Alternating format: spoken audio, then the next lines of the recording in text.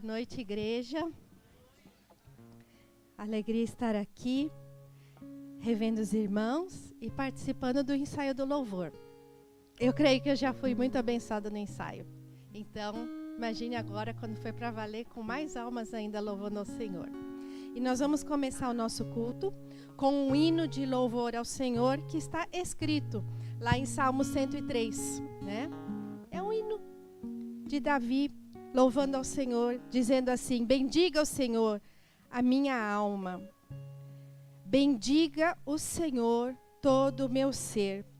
E na versão King James fala assim: bendize minha alma ao Senhor e todas as minhas entranhas o seu nome.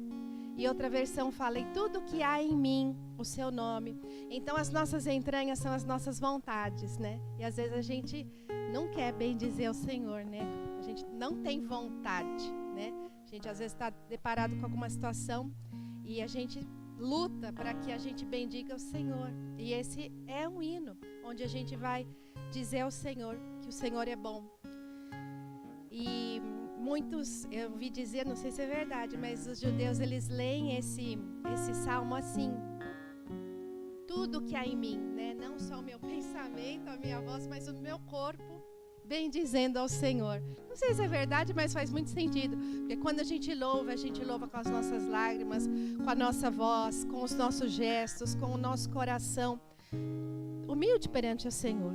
Então vamos continuar no versículo 2. Bendiga ao Senhor, a minha alma, não se esqueça de nenhuma das suas bênçãos.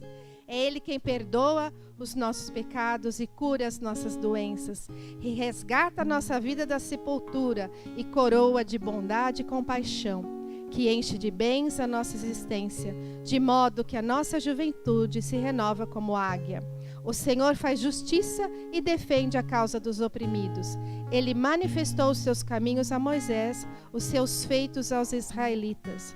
O Senhor é compassivo e misericordioso, muito paciente e cheio de amor.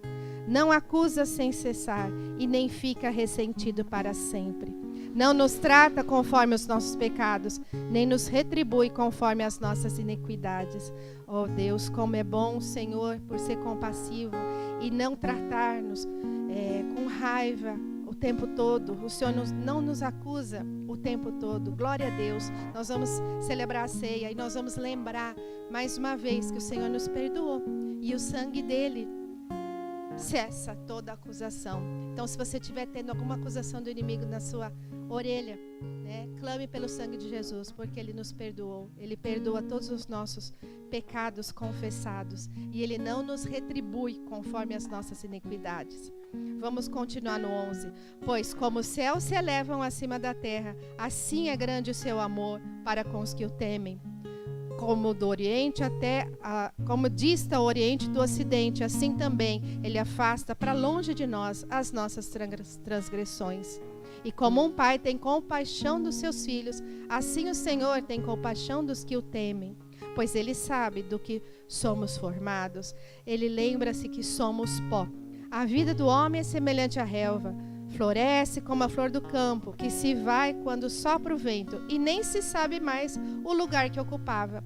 Muitos dos funerais usam esse versículo, né? Que nós somos pó, que nós somos como a flor do campo, que passa, depois ninguém lembra. E infelizmente é uma verdade, né? Uma verdade que nós devemos lembrar. Que nós somos passageiros, enquanto nós estamos aqui. Vamos louvar ao Senhor, vamos bendizer o Senhor por todos os benefícios, por todos os livramentos, por toda a salvação, porque essa coroa de vida que Ele nos dá, não é dessa vida, mas é a coroa da vida eterna. Então Deus é bom. Número 17, o amor leal do Senhor e o seu amor eterno está com que os temem, e a sua justiça com os filhos dos seus filhos. Glória a Deus por isso. Com os que guardam a sua aliança e se lembram de obedecer os seus preceitos. O Senhor estabeleceu o seu trono do céu, e como rei domina sobre tudo o que existe. Bendiga o Senhor, vocês, os anjos poderosos de Deus que obedecem a sua palavra. Então agora conclamando a todos, né? Nós, criaturas do Senhor, os filhos, os exércitos, os anjos do Senhor, todas as obras do Senhor, bendiga o Senhor. Vamos nos colocar de pé, vamos entregar, Senhor, esse culto ao Senhor. E o louvor pode se posicionar. Senhor, nós estamos aqui relembrando que Davi escreveu um hino de louvor ao teu nome e abrimos esse culto a Deus dizendo o quanto é bom o Senhor, o quanto é bom o teu amor por nós, ó Pai, o quanto é bom a tua justiça por nós, o quanto é bom, Senhor, a tua salvação e a vida eterna que o Senhor preparou para nós. Nós somos gratos, ó Deus, e estamos aqui com alegria para celebrar junto com os nossos irmãos a tua bondade, que dura para sempre. Recebe, Senhor, esse culto de louvor e adoração ao teu nome. Que o teu Santo Espírito tenha liberdade através de nós, para que o Senhor possa manifestar, trazendo cura, trazendo renovação da mente, trazendo, Senhor, alívio, Senhor, para as nossas angústias, Senhor, e trazendo principalmente direção, a Deus, para as nossas vidas. É isso que nós pedimos e agradecemos no nome do Senhor Jesus Cristo. E vamos dar uma salva de palmas para o Senhor. Aleluias, louvado seja o nome do Senhor. Nessa noite, glória a Deus, a vida do pastor Bruno, Pai, para ser a boca do Senhor a falar, Pai, sobre as nossas vidas. Nós declaramos, Pai, corações com terras férteis, prontos, Pai, para receber a sua palavra. E que a sua palavra, Pai, possa gerar raízes profundas e dar, Pai, frutos a 30, 60 e a 100, no nome de Jesus. Amém. Graças, paz. Amém? Derramei minha ceia aqui já, Pamela. Pensa demais. Pastor Pedro e pastor Isabel desistiram de viajar para os Estados Unidos. Ficaram com a gente. Ao invés de ir para Americana, ficou mais um dominguinho com a gente. Então tá bom. A gente curte mais um pouquinho, né? Graças a Deus. Quero te convidar a abrir sua Bíblia lá em Gênesis 39. Enquanto você abre a palavra em Gênesis 39, eu vou lembrando os irmãos que quarta-feira a gente tem a live. Nosso encontro semanal por meio online com o Hernani. Então você pode participar toda quarta-feira às 19h30. E sexta-feira, às 19 horas, nós temos o estudo bíblico aqui na igreja. Esse não é online, esse é físico. Aí você vem aqui na igreja, a gente está junto às 19 horas, sexta-feira, você traz um lanchinho, a gente junta os lanchinhos, no final tem um lanchão do estudo bíblico. Amém? Pastor Pedro me avisou que nós temos uma visitante, que é a Daniela. Seja muito bem-vinda, Deus abençoe, sinta-se em casa. Amém? E nós vamos ler agora Gênesis 39, 1. E nós vamos falar um pouquinho sobre ressignificar. Porque hoje é dia de ceia, e a ceia fala muito sobre ressignificar a nossa vida, ressignificar a nosso coração, ressignificar a nossa fé. Jesus, ele chama, nos convida para cear num momento muito peculiar, porque ele começa o texto dizendo que na noite em que foi traído, Jesus tomou o pão. Então, na noite em que ele experimenta uma principal dor de ser traído por um dos seus, nos que ensinava, que amava e queria ali sofrer tudo que sofreu para depois morrer na cruz, nessa noite que ele poderia ter fugido. O texto poderia começar dizendo, na noite em que ele fugiu, mas ele diz, na noite em que foi traído. Ou seja, na noite em que ele não fugiu, na noite em que ele continuou, na noite que ele disse sim, na noite que ele morreu por nós. Nessa noite foi que ele preparou uma mesa e ali ele instituiu a ceia do Senhor. Ou a Santa Ceia, como você preferir chamar. Então, nesse momento, é que Jesus, ele ressignifica a aliança de Deus conosco. Existia uma aliança que vigorava antes, chamada de Antiga Aliança. E agora ele vem ressignificar essa aliança que Deus tem com as nossas vidas. Por meio do seu sangue, por meio do seu corpo, que é o que a Santa Ceia nos remete à lembrança.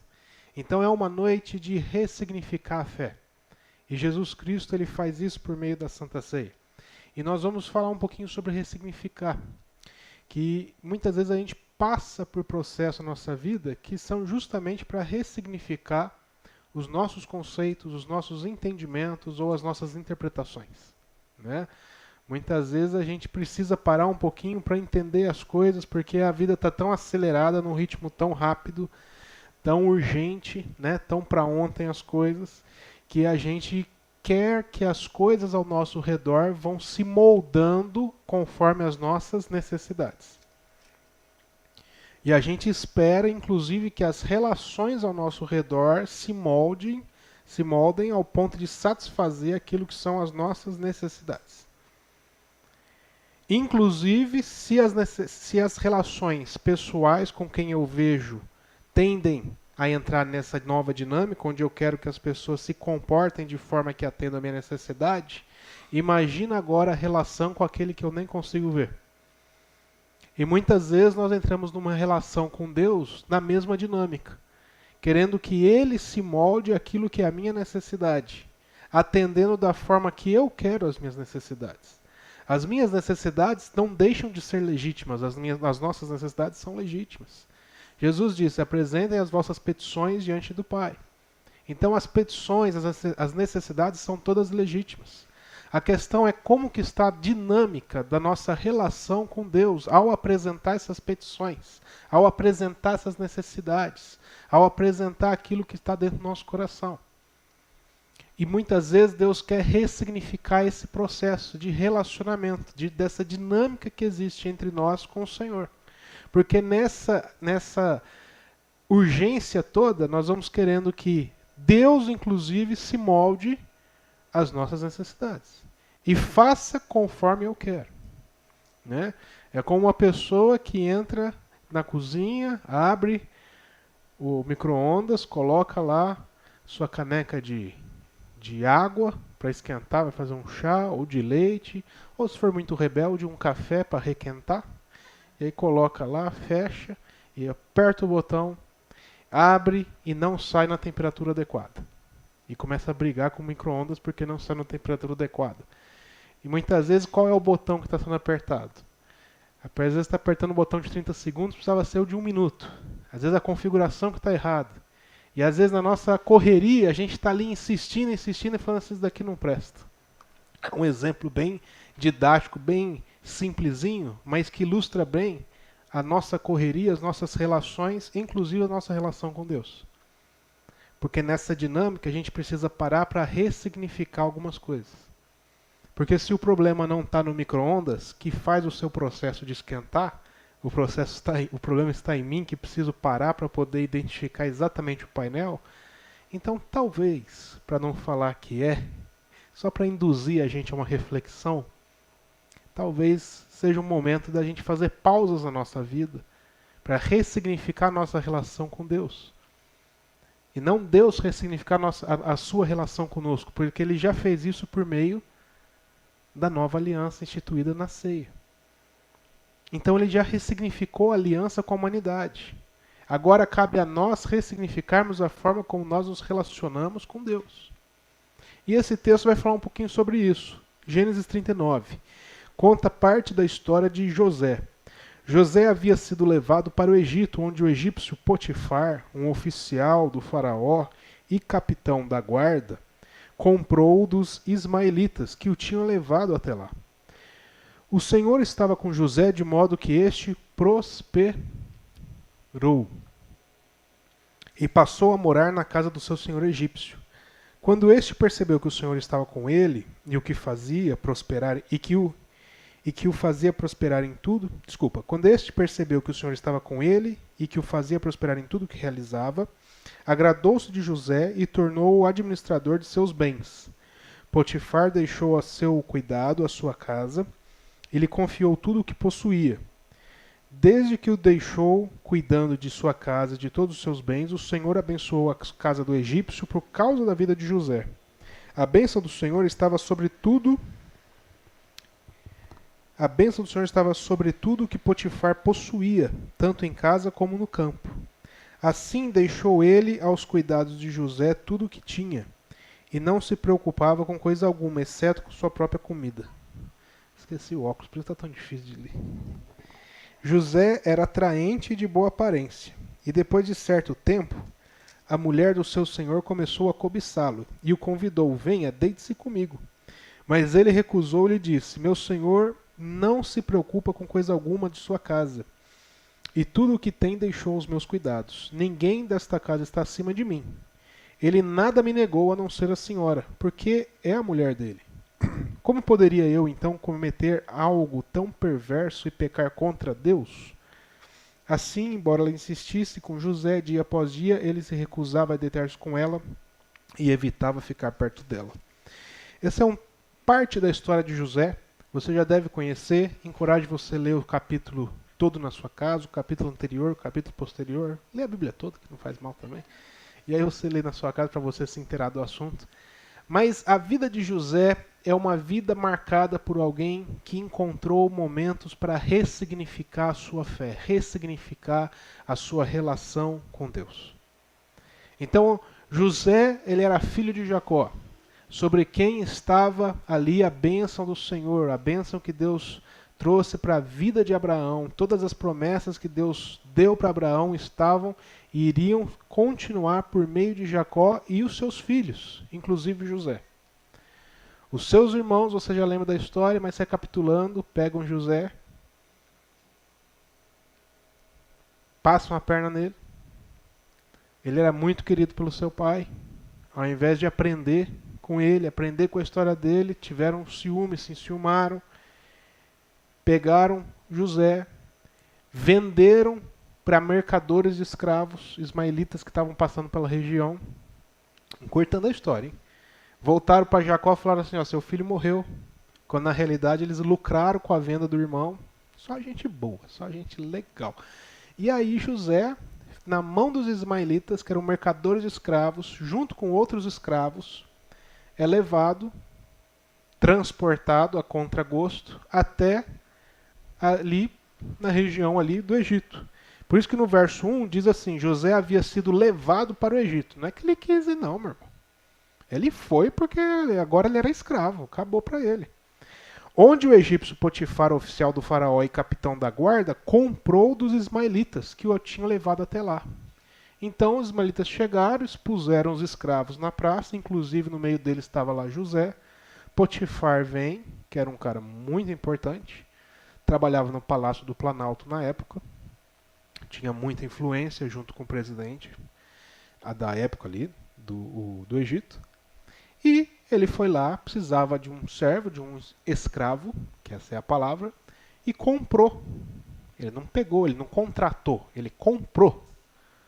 Certo? Comprou José dos ismaelitas, dos mercadores, levou ele para sua casa e pôs ele para trabalhar. Verso 2: o Senhor estava com José, de modo que este prosperou. Meus irmãos, deixa eu fazer uma pergunta. Primeira coisa que Deus começa a ressignificar na nossa vida. Escravo tem direito. Escravo tem deveres. Escravo tem dinheiro. Como é que o compadre aqui prosperou? Como é que a história diz que Deus estava com José e este prosperou em tudo que fazia? A primeira coisa que Deus já começa a ressignificar na nossa vida é o próprio conceito e entendimento de prosperidade. O como que nós vivemos uma vida não próspera simplesmente por depositar na prosperidade aquilo que ela não é. Muitas vezes a gente fica pedindo para Deus que a gente quer ser próspero, quer ser próspero, quer ser próspero, e Deus está olhando para a gente e falando assim: mas eu estou olhando para a sua vida e eu estou vendo que você já é próspero. E às vezes a gente está lá na frente do micro-ondas, metendo o dedo no painel digital, brigando, amassando aquela tecla, falando: por que eu não sou próspero, por que eu não sou próspero? E Deus olha para a gente e fala assim: mas eu estou olhando a sua vida, e daqui de cima, que ele não está em cima, ele está no nosso coração, porque o Espírito Santo de Deus está em nós, ele fala: eu vejo que você, filho, filha, já é próspero. Mas como a gente precisa ressignificar esse conceito, a gente aprende que prosperidade é riqueza. A gente confunde os conceitos prosperidade com riqueza. A Bíblia não está falando que José era rico, porque ele era escravo, não tinha condições de José ter dinheiro. Então prosperidade não se confunde com riqueza. Prosperidade está associado com aquilo que eu tenho na condição que eu tenho, no contexto de vida que eu estou vivendo, ali eu poder desfrutar de paz. Ali eu poder desfrutar do sustento do Senhor. Ali eu ser amparado pelo Senhor e ter paz no meu coração. Isso é prosperidade para o Senhor. Porque Potifar, em contrapartida, ele tinha tudo aquilo que José não tinha, comparado a dinheiro. Porém, o casamento de Potifar, como é que estava? A família de Potifar, como é que estava? A moral de Potifar diante dos outros servos, se a mulher dele tentou fazer isso com José, o que a mulher já não estava fazendo com os outros servos de Potifar? Como é que estava a moral do Potifar? Um oficial, um servo, um cara que trabalhava lá no Palácio do Planalto na época. Estava lá embaixo. Um cara que tinha riqueza, mas que não desfrutava de prosperidade. Estamos entendendo a diferença disso? Deus ressignificou esse conceito na vida de José. Porque José, ele passou por esses problemas, por esses perrengues, ele foi vendido como escravo, foi traído pelos seus irmãos, chegou na casa de Potifar, depois a mulher de Potifar vai caluniar ele, falar que ele cometeu um crime que ele não cometeu, ele vai ser mandado para a prisão por conta disso. E mesmo assim a Bíblia sempre vai falar que na vida de José, Deus sempre prosperou a vida de José. Aonde José chegava, Deus prosperava ele. Ele chegou para ser escravo na casa de Potifar. Ele começava a trabalhar aqui, o pessoal falava assim, rapaz, esse cara trabalha bem, hein? Ou, isso daí é coisa meio inútil, trabalha aqui para nós. De repente, quando vai ver, ele está administrando a casa de Potifar, cuidando até das finanças, cuidando de tudo. Você viu o que o texto falou? Ele diz assim, verso 9. Ninguém desta casa está acima de mim. Olha a prosperidade do Senhor, Deus foi honrando a vida dele. E no contexto que ele tinha, ele foi sempre prosperando. Mesmo não tendo riqueza, que são conceitos diferentes. Então a primeira coisa que Deus ressignifica nessa noite na nossa vida é esse conceito. Por que isso é importante, Bruno? Porque nós gastamos parte da nossa vida, muita parte dela, correndo atrás do quê? Dinheiro. Quem tem boleto para pagar todo mês?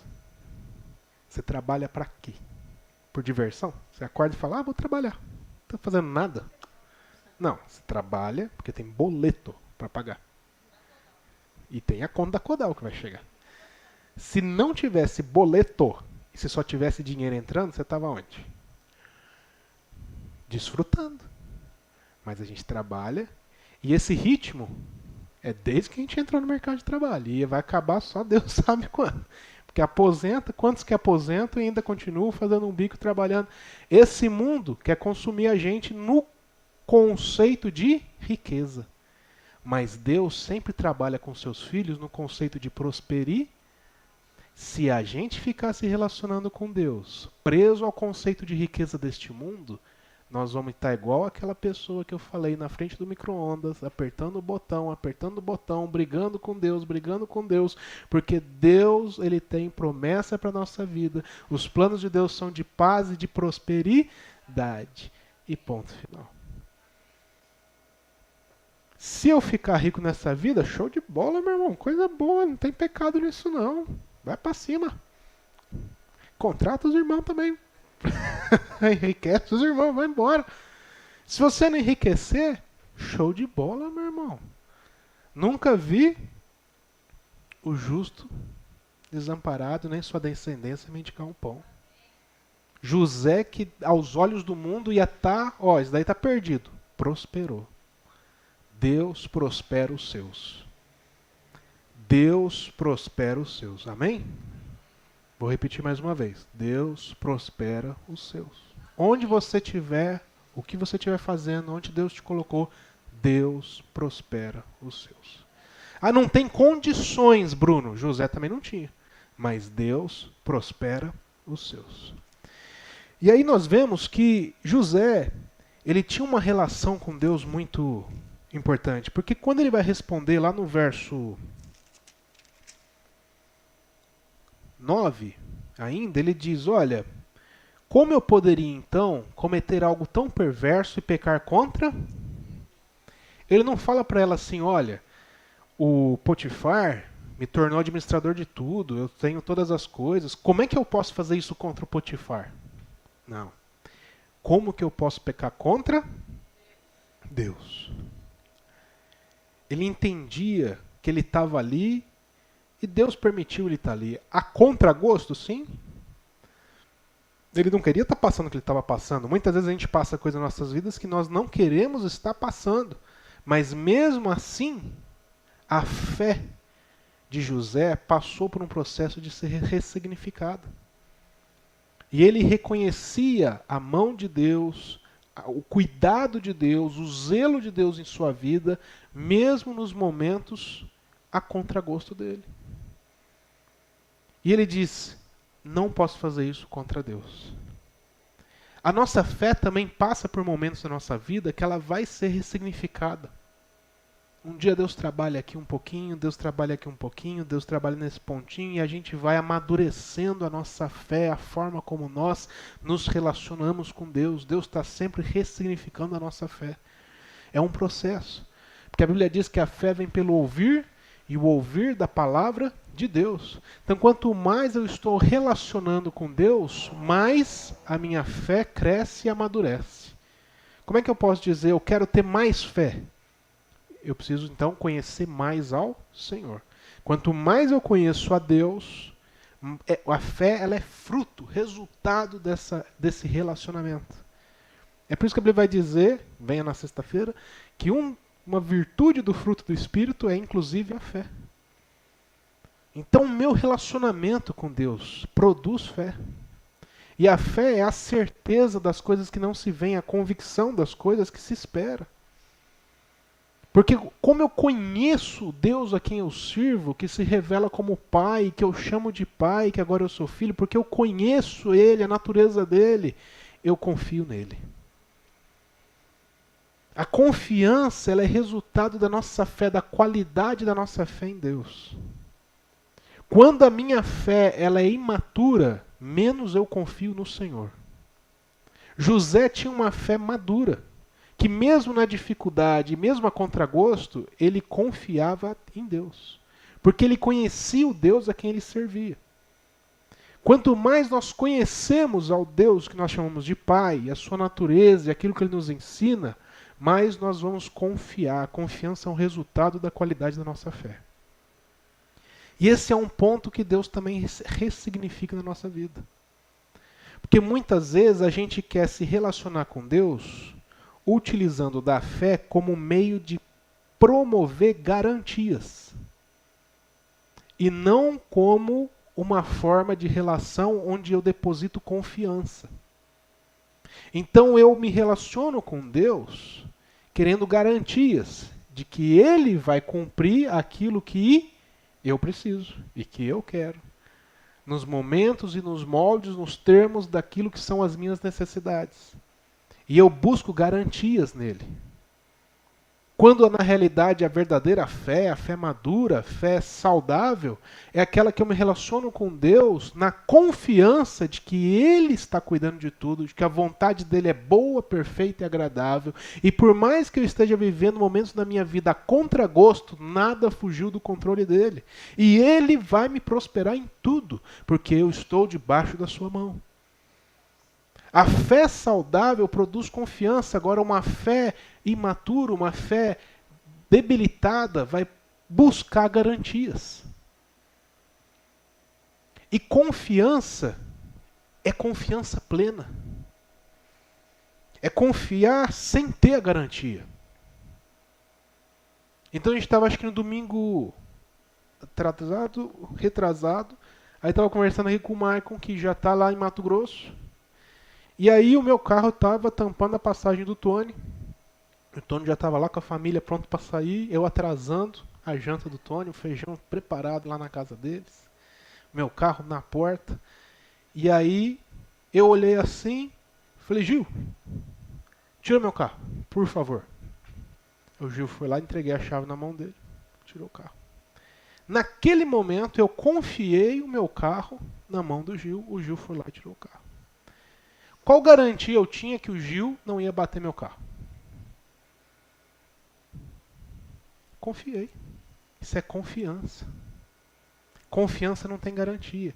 E a confiança ela tem que ser tão plena ao ponto de que mesmo que se o Gil tivesse batido meu carro, eu ia falar assim, rapaz, se o Gil, que é motorista, bateu meu carro, então meu carro precisava ser batido mesmo. Hoje era o dia dele ter sido batido. Não tinha jeito de escapar disso não. Se não fosse ele, ia ser eu. Vocês estão entendendo isso? Quando eu confio no Senhor, eu estou depositando toda a confiança de maneira integral, inclusive para se eu estiver vivendo momentos a contragosto, eu saber que Deus está no controle. E não ficar desconfiando, oh Deus, mas eu entreguei minha vida, mas está acontecendo. Mas você não entregou? E às vezes Deus está perguntando, você não confiou? Então mesmo que tenha momentos, porque são momentos, meu irmão. Depois você vai ver o final da história de José, ele termina como... O governador ali, ele abaixo do faraó era ele. Ele que mandava em tudo no Egito. E nem egípcio ele era. Então tem momentos a contragosto.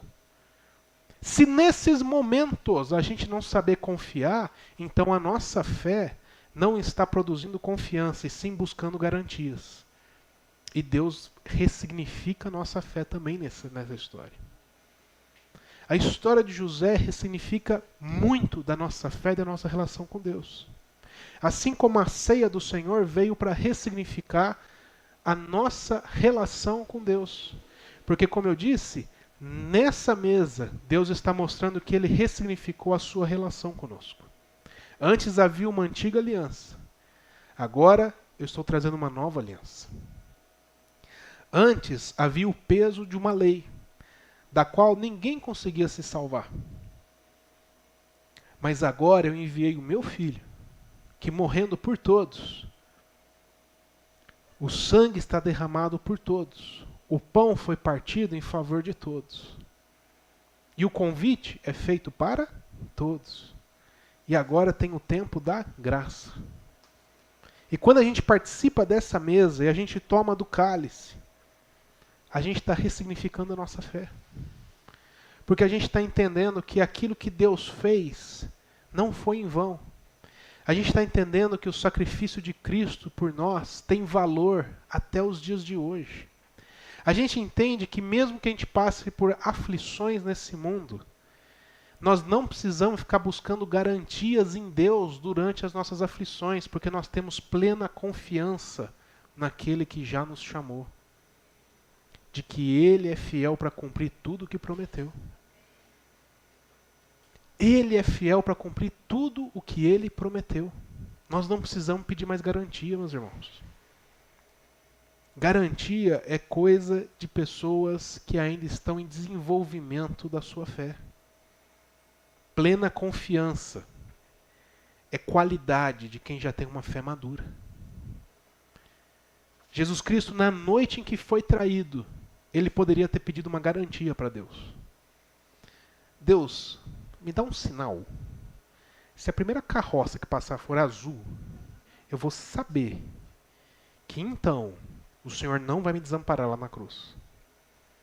Mas não é isso que está escrito. Na noite em que foi traído, Jesus plenamente, confiante, tomou o pão, tomou o vinho, repartiu, instituiu a ceia e foi cumprir sua missão por nós. Então, meus irmãos, eu não sei o que você pode estar vivendo na sua vida, mas mesmo que sejam momentos a contragosto, assim como foi na noite que Jesus foi traído, que você possa se posicionar com uma fé madura, que não busca garantias, mas com uma fé que tem convicção, que tem certeza, que confia no Senhor, de que Ele cuida dos seus, que Ele prospera os seus, que Ele zela pelos seus em todos os momentos. Mesmo nos momentos mais difíceis, Deus continua o mesmo. E essa aliança vem para nos lembrar de que na noite em que foi traído, Ele não mudou. Ele continuou o mesmo por nós. Vamos ficar de pé, vamos ter um momento de oração.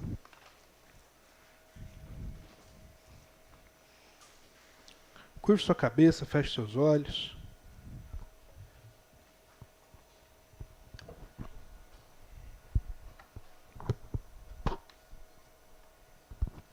A Bíblia não diz que tem nenhuma restrição para você participar da ceia. A única coisa que a Bíblia diz é: examine-se o homem a si mesmo. Então isso é você e Deus. Você vai examinar o seu coração. Você vai olhar para o seu coração, ver o que Deus tem falado contigo. A palavra do Senhor diz assim: sonda o meu coração, ó Deus, e vê se há em mim algum caminho mau. Muitas vezes tem caminhos, tem pensamentos, tem decisões, tem posicionamentos, tem posturas que são más e que estão dentro do nosso coração, dentro da nossa mente.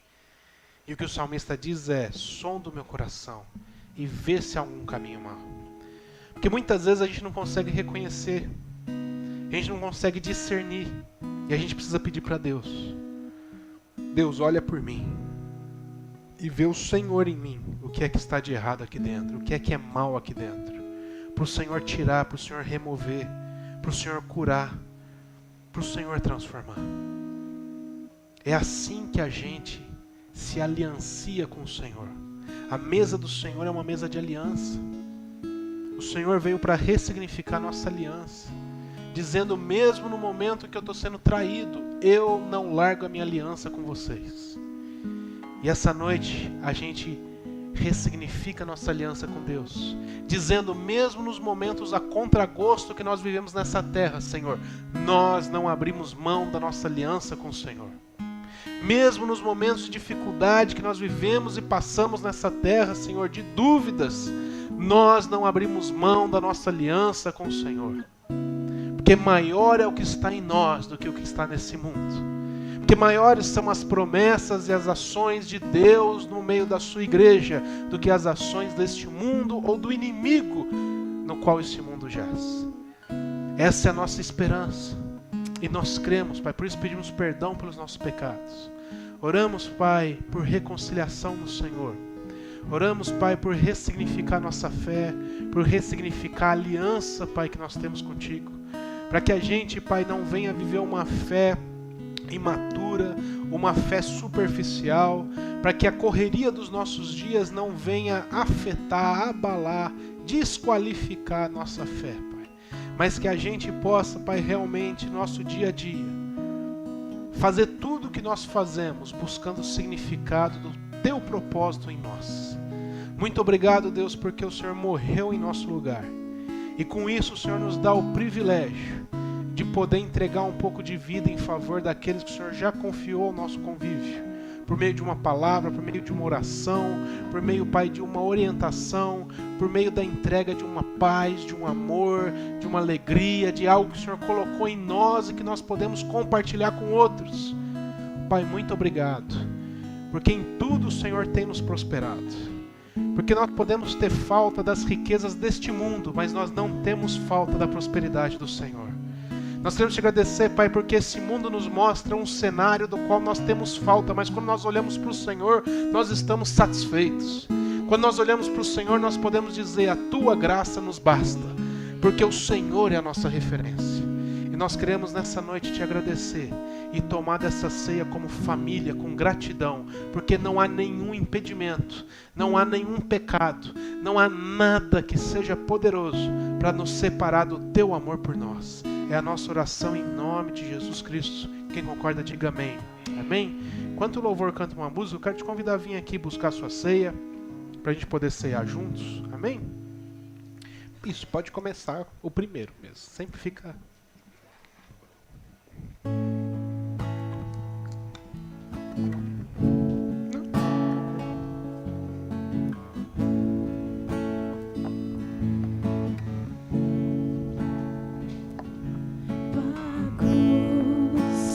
Mostra a Tua graça, fala do amor do Pai, que prepara para nós um caminho para Ele, onde eu posso me achegar somente pelo sangue.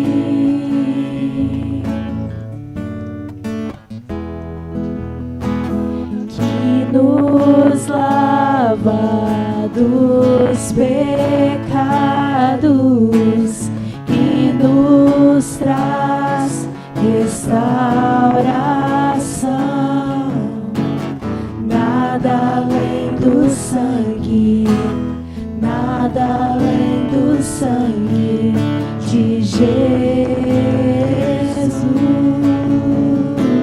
Amém? Todos pegaram? Tem lá pra Jéssica? Tem? Amém. Abre com cuidado. Se cair, pode pegar outro.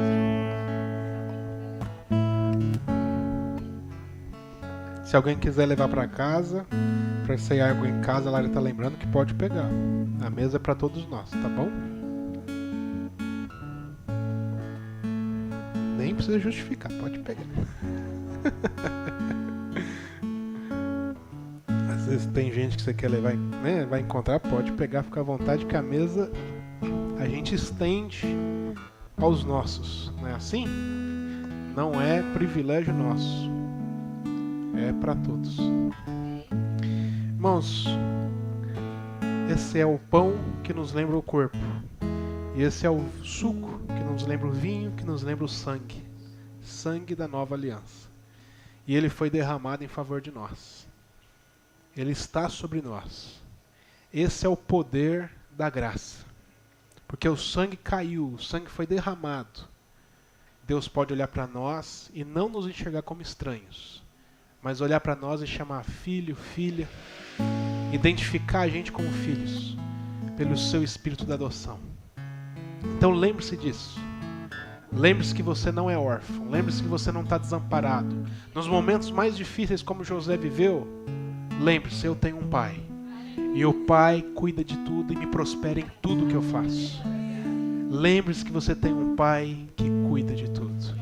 Deus, nós te damos graças pelo pão, nós te damos graças, Pai, pelo vinho, nós te damos graças pelo sacrifício na cruz, nós te damos graças, Pai, porque isso não é só um rito, isso não é só algo que a gente faz mensalmente como uma rotina mensal da igreja, mas isso é vida da igreja, porque nós entendemos que o Senhor fez isso por nós e por meio de nós, para que outras pessoas sejam alcançadas pela graça do Senhor. Que essa semana o Senhor nos toque, coloque pessoas no nosso caminho e nos dê ousadia e coragem para pregar e anunciar o Teu reino para outras pessoas. No nome de Jesus Cristo, que isso fortaleça a nossa fé, porque nós somos família do Senhor. Quem concorda, diga amém, em nome de Jesus. Pode comer do pão.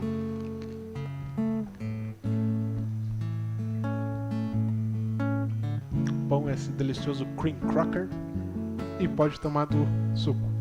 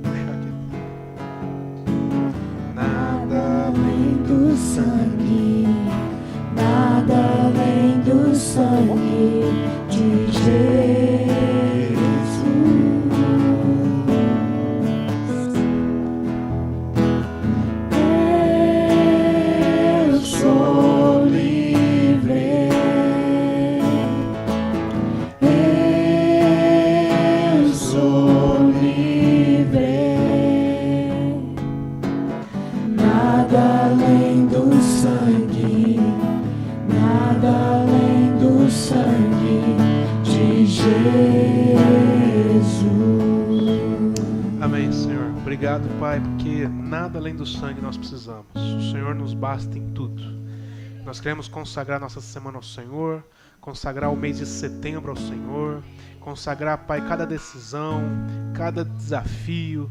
Nós queremos consagrar tudo que nós temos a fazer nesse mês, para que seja feito para a honra e glória do Senhor.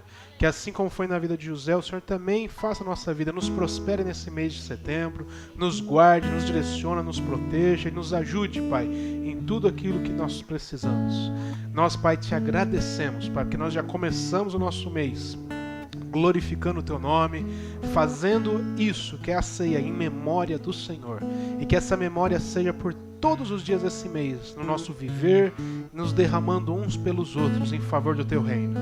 Que o grande amor de Deus o Pai, a comunhão de Cristo Jesus, que a graça de Cristo Jesus e a comunhão do Espírito, sejam conosco nessa noite, no decorrer dessa semana e até a volta de Cristo Jesus. Amém? Deus te abençoe, uma semana abençoada em nome de Cristo Jesus.